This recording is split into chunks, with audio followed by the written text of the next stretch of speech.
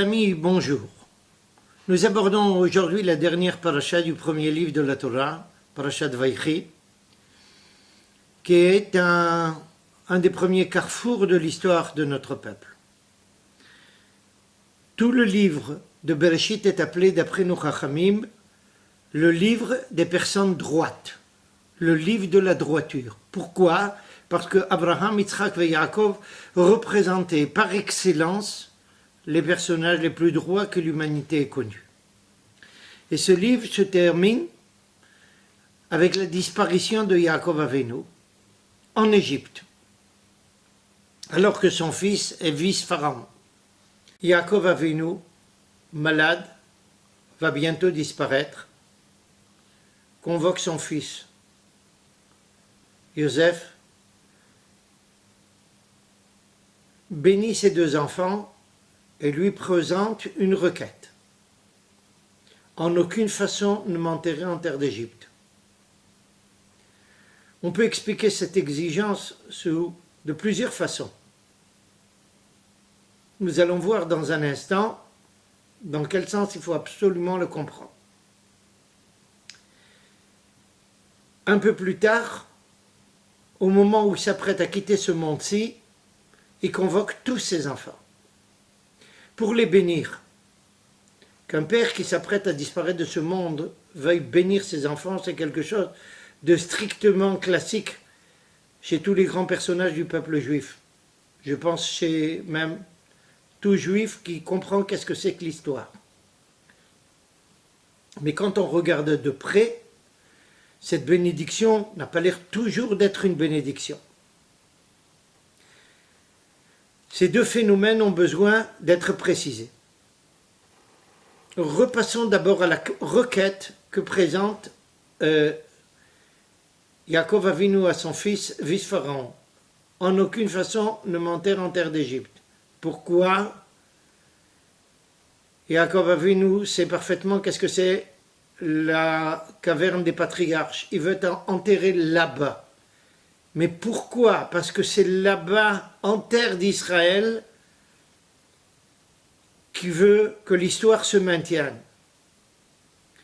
On sait combien un juif attaché à la Torah, attaché à Akadosh Baruch Hu, a un rapport extrêmement serré avec tous ses parents, avec tout son passé. Donc, en demandant d'être enterré en terre d'Israël, c'est une façon de dire la prolongation de l'histoire doit passer par la terre d'Israël. Un deuxième point très important, c'est en bénissant ses petits-enfants, les enfants de Yosef qui sont venus à ce moment-là le voir, Yaakov Avinu dit à Yosef, qui sont ces personnes-là ? Une question incompréhensible. Voici 17 ans que Jacob se trouve en terre d'Égypte. Il ne connaît pas ses petits-enfants. Il demande qui sont ces personnes. Nos Chachamim nous expliquent quelque chose de fondamental pour nous à notre époque. Et peut-être encore plus pour les parties de notre peuple qui ne sont pas encore en terre d'Israël. Et voici l'explication de nos Chachamim. Ces enfants étaient habillés comme des princes égyptiens, pas comme des juifs. Yaakov Avinu fait une allusion ici.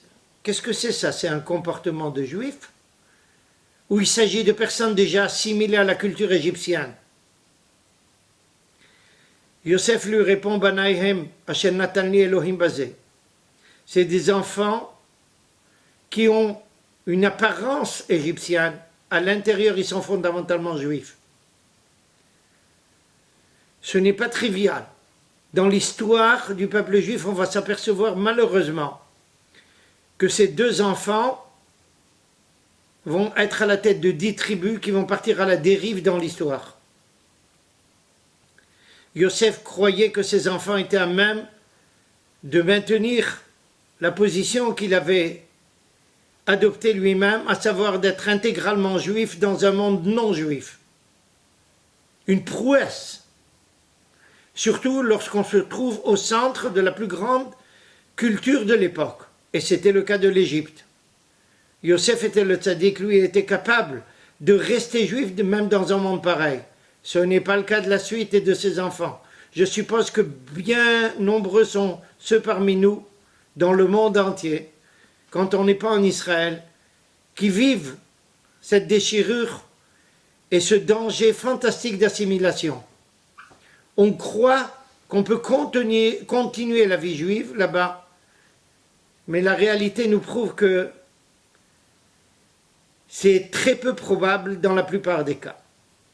C'est le premier enseignement à tirer de cette paracha. Quant au deuxième phénomène, la bénédiction que Yaakov Avinu a conférée à ses enfants,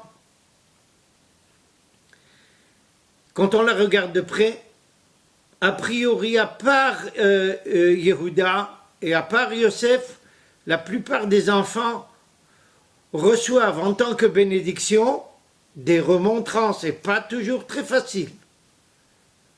Et pourtant, tout le monde, et durant toute l'histoire, depuis Yaakov Avinu jusqu'à aujourd'hui, on a considéré ça comme une bénédiction. La raison est subtile, mais elle est très claire.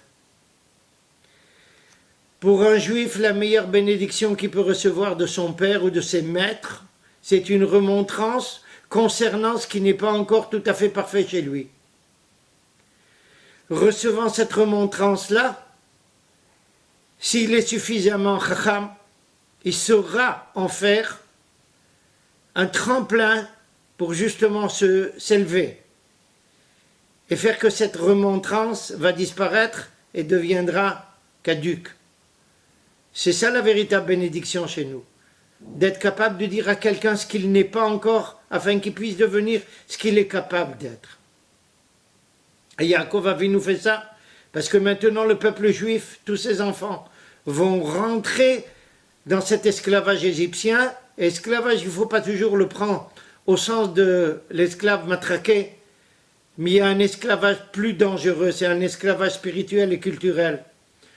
On va rentrer dans la culture égyptienne et quelquefois nombreux sont parmi nous qui vont effacer toute leur identité dans cette culture-là. Il faut les bénir afin qu'ils puissent s'en sortir, qu'il y ait une espérance ici. Et le dernier point, quand on fait bien attention, au début de la bénédiction, Yaakov Avinu annonce qu'il va raconter à ses enfants l'avenir de notre peuple jusqu'à la fin des temps. Et quand on regarde de près, aucun mot là-dessus. Pourquoi? Nos Chachamim nous disent la chose suivante. À partir du moment où Yaakov Avinu est en diaspora, aucune possibilité que la voix divine se révèle à lui intégralement. La voix divine devient occultée, tel que le disait Manitou, le grand personnage de pensée juive de la dernière génération, le Rav Yehuda Ashkenazi. La présence divine est strictement occultée. Elle ne peut plus se révéler intégralement en diaspora, dans le monde qui ne relève pas de la sacralité d'Israël. La parole divine est toujours tronquée. Yaakov Avinu veut la transmettre, il est incapable de le faire en Égypte. Il faudra que le peuple juif revienne en terre d'Israël pour que la prophétie se renouvelle. Yaakov Avinu avait droit à ça avant de descendre en Égypte. En Égypte, elle disparaît.